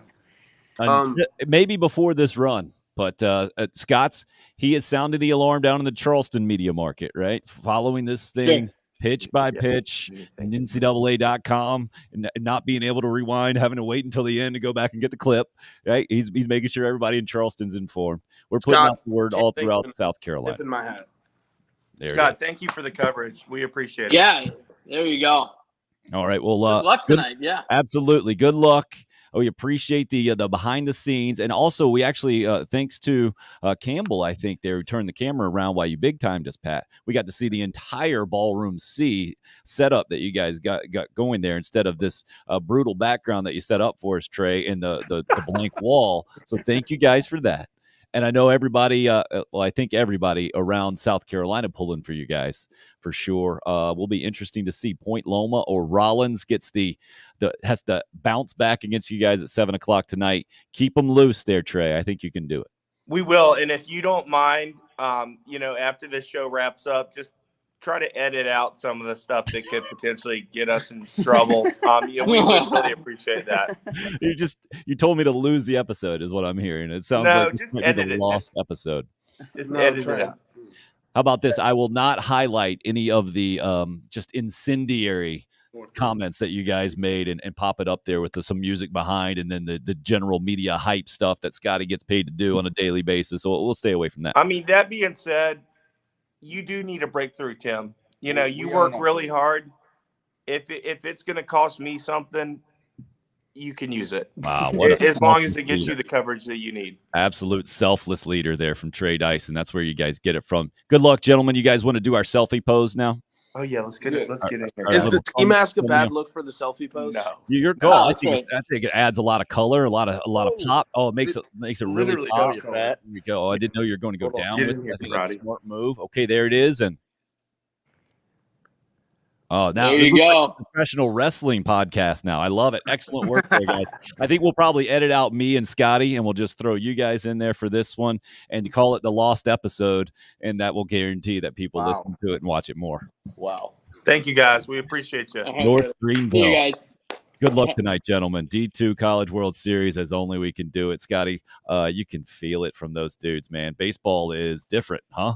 Yep. Yeah, they're pumped. They are loose. I couldn't imagine a bunch of football players jumping on the day of the national championship game doing that. So anybody, right? I mean, it's also like it's the whole experience. They've been there for a week now, right? That ballroom is getting awfully small, and they're looking for some stuff to do. Glad we can have them on the unrestricted free agent, man. I know you got to actually go work too. So I am going to work. Yep. Bugging you. Thanks for hopping on with us as well, man. See you guys. All right. See you then. Bye. Scotty Eisberg, Trey Dyson, North Greenville baseball. How about that? The day of the national championship game, getting the boots on the ground up in Cary, North Carolina, at the Hilton Garden Inn, Ballroom C. And then Scotty's always entertaining down in Charleston as well with what he's got going on. I've known Scotty forever. And by the way, we'll do it one day maybe on the show. We could not be more polar opposite, I think, on a lot of issues, including how I ended up getting here with the old COVID-19 vaccine and the whole thing. And yet we still have mutual respect for each other and have fun talking with each other and can move past that and the whole thing, which is unfortunately rare these days. Justin Thomas had a good comment about that, I thought, talking about the LIV Series and guys able to make their own choices. And he's not going to hate DJ now because he made this choice. But in his opinion, the right move for him and the right play in this battle for golf power is to stay with the PGA Tour. But everybody's entitled to their own opinion, and then they will have to kind of deal with their own situation. Reminds me of the cliche, what you make your bed and then you have to live with it kind of thing. First time I encountered that when it comes to sports is had a high school buddy who decided to play Legion ball. Instead, we played like Palomino ball. And then when it came time for like the all-star team to move on in my league, he changed his mind. It didn't work out with Legion and wanted to switch, but it was too late from our league's perspective by then. And that's the first time I was exposed to that cliche. You make your bed, you gotta live with it moving forward. And I feel like in a lot of ways, that's where Tennessee is with their antics that are headlining the college baseball world these days.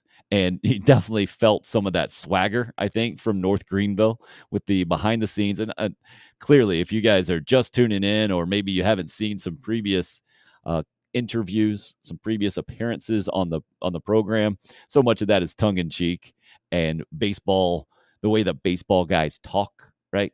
And it's the greatest part about baseball, right? Pat was talking about how it's a good group and they take a walk, and they go get coffee for the group and talk baseball and the whole thing. It's that fraternal feeling, I think, that sets baseball apart in a lot of ways, because you do have so much time together. Man, when Stuart Lake was telling us yesterday, I think it was 16 hours a day is what he would spend with his team typically. And he didn't even think twice about it. Like that's just what it was. But I mean, you do that math, you do that for just 5 days a week, and that's 80 hours a week, right? Double what a typical full-time job is. And now you're talking about the road trip that these guys have made, just 4 hours as opposed to all the way across the country, like maybe their opponent tonight in Point Loma, or up from Orlando and Rollins, who they might end up playing tonight. You get that camaraderie building and all of that stuff. It's just a special time. And again, that's why I asked originally the fill in the blank Friday today, the Super Regionals and College World Series without my team are. And again, it's definitely different for those of us who've lived in South Carolina for a long time, and different in not a good way, for sure. Maybe if you get so emotionally invested that your mood is massively affected one way or another, and if you've been a Gamecock fan, positively most of the time, at least when it came to a decade or so ago. But that's why we got the response from Justin earlier, a lot less stressful. So I can see that. So now it's a matter of, all right, who might you end up getting invested in, if you're going to be invested at all in the Super Regionals moving forward? I'm all about that Notre Dame Tennessee Regional. Starts at 6 today. Or that Texas East Carolina Regional that starts at noon. Both of those, I am going for the who I would call underdog, East Carolina, even though they're at home. I think an underdog to get to their first ever College World Series. And Notre Dame, even though they've had a really good team, really good programs, at number 1 Tennessee on the road. And I'm sure will be raucous environments in both places. And to me, that's what I attach to this time of year. Like Texas A&M will probably be a fine environment against Louisville, but it won't be the same as East Carolina and Tennessee. It is that like cult-like feel of these smaller parks. And for a school like East Carolina, which clearly isn't a Power 5 schools and doesn't have the athletic department dollars to compete with Texas A&M, not that anybody does really, but that field, Virginia Tech hosting Oklahoma, interested to see that environment. That's a 3:00 game today, ESPNU. And the fact that Virginia Tech hasn't been a baseball power, and was this year for sure, number 4 overall seed, and on the cusp of continuing a special run. But Oklahoma have just run through the Gainesville Regional and taken away from Florida. Clearly got plenty to say about that. Then you got the late night offerings starting really on Saturday with the Stanford Regional hosting UConn. Oregon State also going to be playing the 10:30 game out there. And so baseball will be plentiful as far as the options go. Starts in about 20 plus minutes for now. Again, the 7:00 game tonight is the Division II game that you got to catch online, which is not that much more different than TV these days. I know those guys were harping on it, but if you just pop up NCAA.com on the smart TV, you can just treat it like TV as long as you don't get the buffering, like Trey mentioned. But in 20 minutes from now, the elimination game for Rollins and Point Loma to have the opportunity to play tonight. So that run, not only would they have to win tonight, they would have to beat North Greenville, because this is a strict double elimination tournament, kind of like the Division I College World Series used to be. They'll have to beat North Greenville twice to win the national championship. So that road, very difficult one. North Greenville certainly in the driver's seat, obviously feeling pretty comfortable there. But how it works out tonight, we'll all be keeping an eye on, no doubt about it. Mentioned the LIV Series. And what I think overall, again, it will be how I always come at anything from the sports perspective on this show, just as a fan. As a fan, I'm not sure that I'm going to get invested in this LIV Series at all, but the opportunity is there. My first instinct when I turned it on is, whoa, this looks different. It's weird. Because on the left side of the screen, I guess I'm going to the right there, right in here on the screen from down. If you're looking at the video portion, I'm going to the left side of the screen vertically, maybe the first fifth of it, right? They have logos and abbreviated names with scores.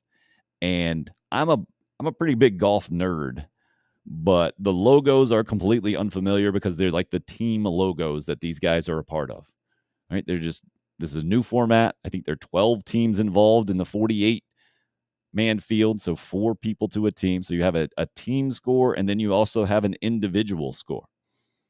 And it was listed with team affiliations, but individual scores. And Charles Schwartzel at the top there, 5 under, I think, through the first round, had the lead and poised to go away with an extra $4.7 million if he were to hold on to the lead and his team would win and the whole thing, which is mind-boggling. But to me, all these numbers are just so far beyond me that I don't know if 4.7 means that much more to me than another ridiculous dollar amount. But the fact that they got all the guaranteed money up front is why this is being played. But first instinct, different. But then, so different, and I always go different in sports. I don't always go. But very rarely do I go, oh, this different is better automatically. I'm usually just like, ugh, different I don't like it. This is uncomfortable.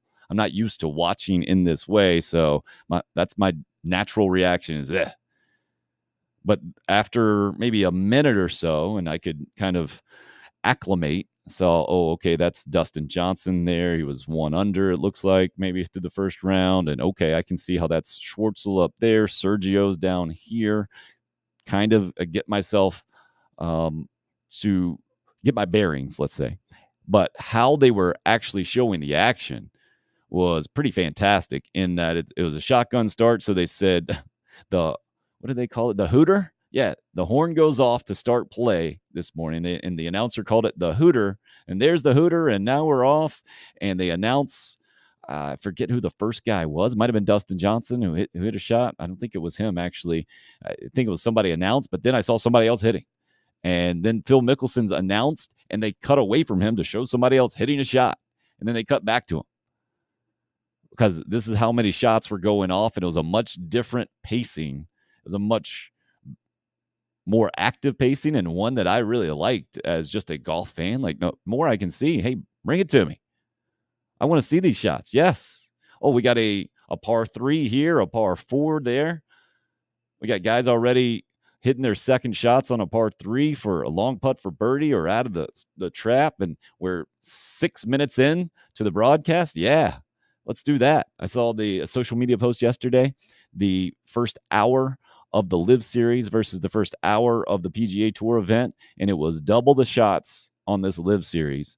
And it was a massive number of less pre-produced packages because that's how the PGA Tour has to fill the time, right? They're telling stories as one group after another tee off on hole number 1, as opposed to having 18 different groups firing once the hooter goes off, the horn, and it's just right after it. And I didn't even realize until I was reading up more on it. The LIV Series got its name because of the Roman numerals there, LIV, 54. 54 holes, different than the 72-hole events that the PGA Tour plays. So you're just getting 3 rounds, Thursday, Friday, Saturday this week. And it is a new approach. And a lot like what the USFL, the XFL, remember they did the on-camera or the on-field camera behind the quarterback. And the new USFL, certainly I think it was maybe the last iteration of the XFL as well, where we could hear the coaches in the headsets. Love that. As a fan, I think we're getting the benefits of this.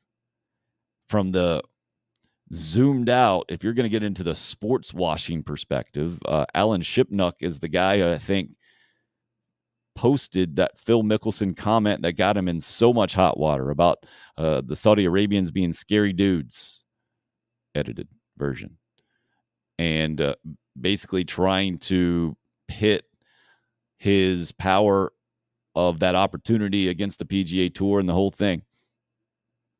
The sports washing concept is insulting in so many ways, I think, that we have a very limited capacity to understand or to separate in our minds like political stuff and then sports stuff, that if there are shady political stuff. And one of the comments I saw, which is another fascinating part about this LIV series, that it was on YouTube, so the comments were enabled. So unfortunately, there were some solicitations, let's say, some ads being put up there that are always on the internet while these guys are teeing off. And then another one I saw was, if you Americans or Canadians don't think your government is doing shady stuff or something like that, then you're wrong. Clearly, I think probably a European perspective on this thing. But if you're trying to sell me from the American media perspective that Saudi Arabian money involved in the LIV series is blood money and completely bad, and their strategy is to get American sports fans involved in this golf tour so they will improve their image globally, I am completely insulted by your thought process that I can't separate politics and sports.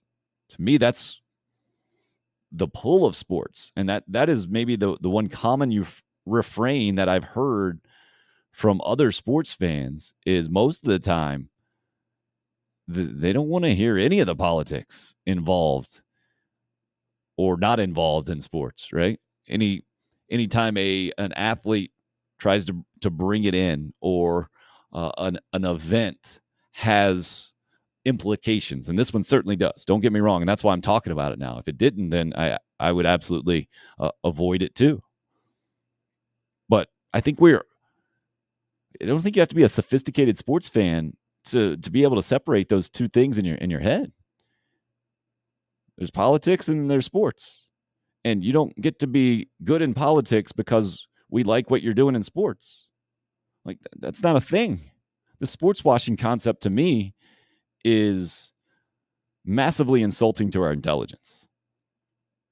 And I have confidence that we as sports consumers will be able to see through that any sort of media facade or push or whatever it is, and decide for ourselves, like, hey, I can like a golf series that is backed by Saudi Arabian money because of how they present the golf. That doesn't mean I'm excusing what they've done politically, or that I'm not for human rights for everybody. I mean, that concept is so ridiculous, so conflated in the whole thing. And that to me is also one of the reasons why I've been talking about this as much as I have, this golf series, the balance of power, how the PGA Tour is reacting and the whole thing, because there are so many things involved in it. There's no doubt about it. That's part of what makes it so fascinating.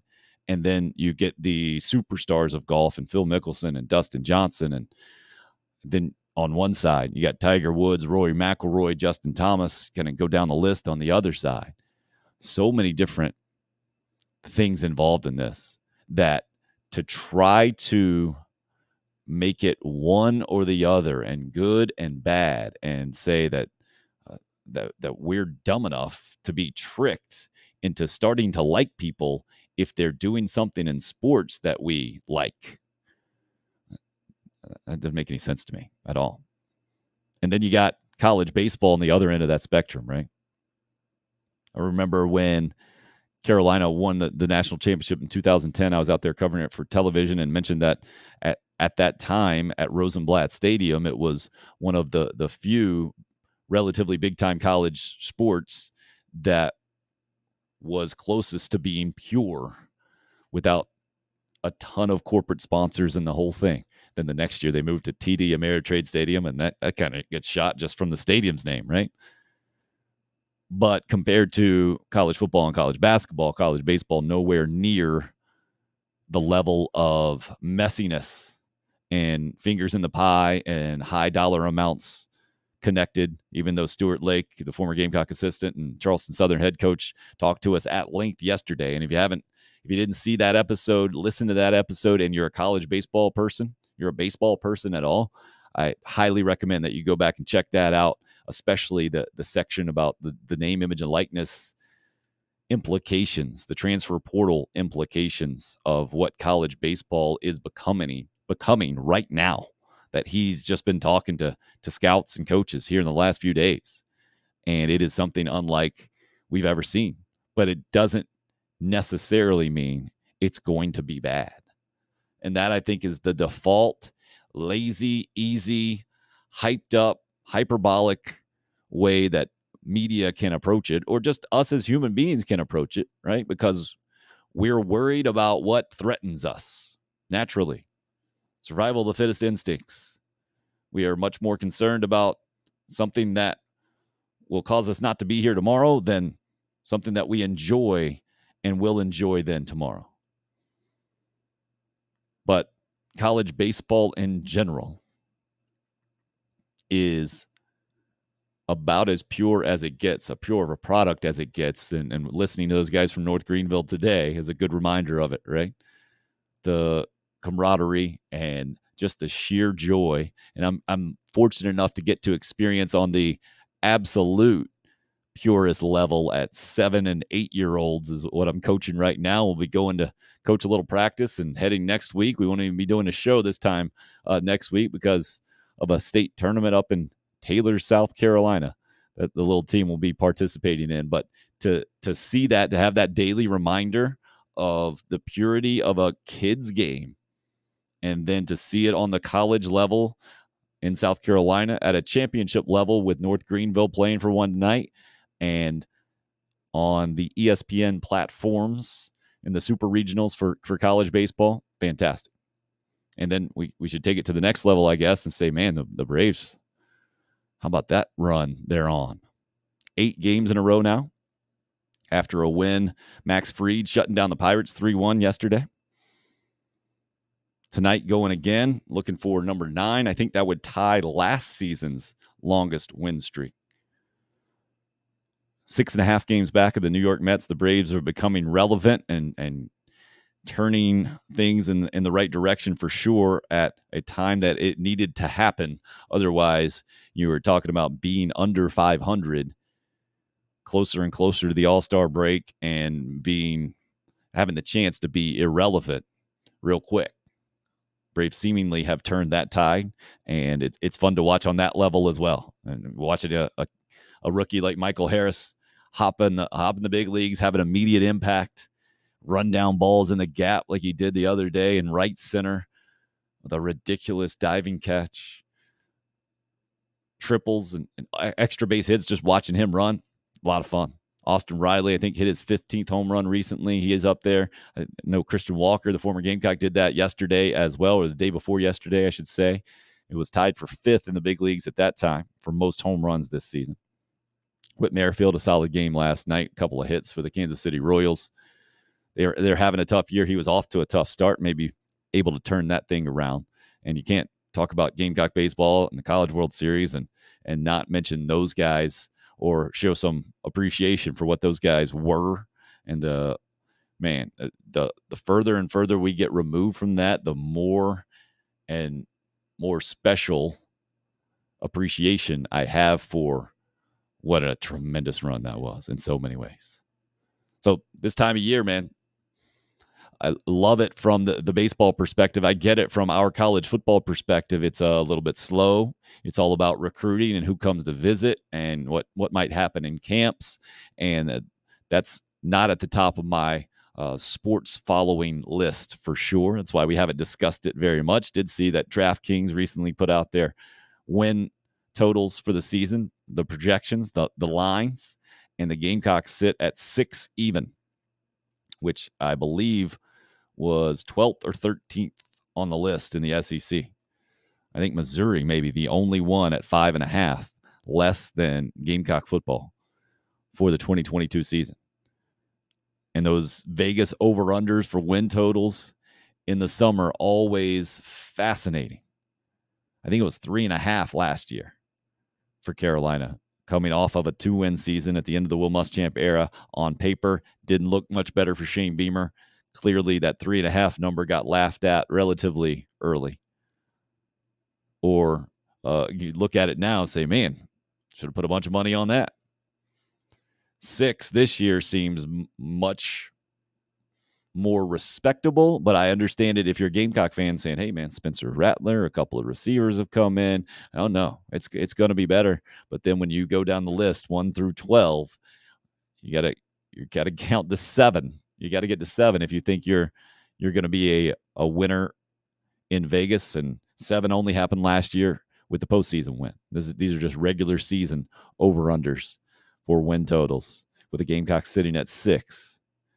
The other big number on the show today was the report is that Hunter Renfrow is going to get a 2-year, $32 million extension headed into the final year, I believe, of his rookie contract with the Vegas Raiders. And talked to Scott Eisberg about it, and Scott's followed Hunter Renfrow from his time at Clemson after Socastee High School, and clearly so much respect for everything he's done, not just in the NFL, but in college football, helping Clemson win that national championship, and then having, I think, more than 100 catches last year. I think it was one off Tim Brown's team record for catches in a season. Crazy. If you've ever seen Hunter Renfrow in person, the first time I did was in the locker room after that first national championship game Clemson played and lost to Alabama.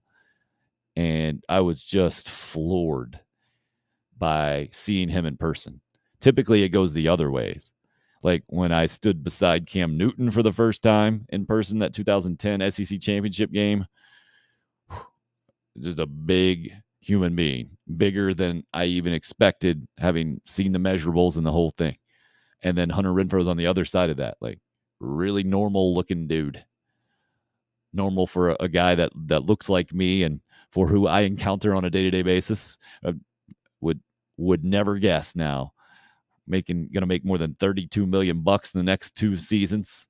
Good for him, man. Good for him for sure. And I think he's a guy, he's one of the rare examples that you can throw out in the state of South Carolina or Clemson fan. It's tough to root against a guy like Hunter Renfrow. It will be easy to root against Tennessee for a lot of college baseball fans, I think, especially maybe Carolina fans. Typically, I think there is some SEC affiliation. No, I know there is SEC affiliation when it comes to Gamecock fans, especially in baseball. I think Tennessee might be the exception this year. But they get going tonight at 6 o'clock. It's the noon game that's set to get going here in just a few minutes with East Carolina and Texas. That one will be on ESPN2.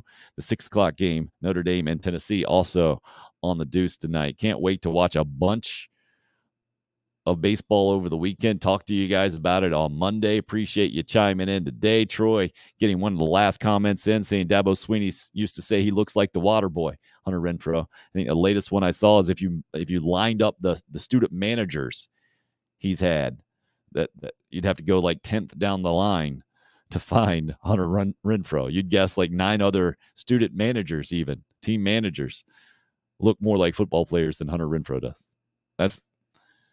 It's a great story for sure. A great lesson for all of us as we go into the weekend. The old don't judge a book by its cover kind of thing. You never know. I always like the one, too. I try to keep this in mind here recently. You never know what other people are going through. So treat them with as much kindness as possible. That'll be my last little sermon on a soapbox for you of the week. Really appreciate you guys being a part of the show, however you've done it. The live video stream on YouTube, Twitter, and Facebook. The live audio on Podbean. The podcast platforms later on, automatically archiving that video one, and then the audio popping out not too much afternoon every day, all over the place. Apple, Spotify, Google Podcasts, however you do the podcast thing. Really appreciate it. From walk-on to all-pro, kind of what we're trying to do here on the show as well. Build as we go, and you guys are a big part of that. Much appreciated. Know that it does not go unnoticed, and that you certainly make the show that much better during the live stream if you participate, and just by participating at all. It is greatly appreciated here. That'll wrap up week number 6, I think it is. Maybe it's week number 5. I don't know exactly. It is June 10th. That wraps up the June 10th edition of Tim Hill, Unrestricted Free Agent. Thanks for listening. We'll get you back Monday, live streaming, 10 a.m. to noon. Please subscribe, comment, like, and all that stuff if you haven't already, and it is greatly appreciated.